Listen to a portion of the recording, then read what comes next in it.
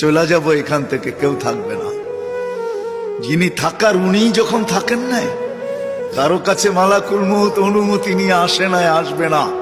শুধু একজন মুহাম্মদুর রাসূলুল্লাহ সাল্লাল্লাহু আলাইহি ওয়াসাল্লামের কাছে মালাকুল মউত যখন আসছেন, তো আল্লাহ বলছে বন্ধুর কাছে অনুমতি নিয়ে ঢুকবে, অনুমতি দিলে ঢুকবে, নাইলে ফিরে আসবে।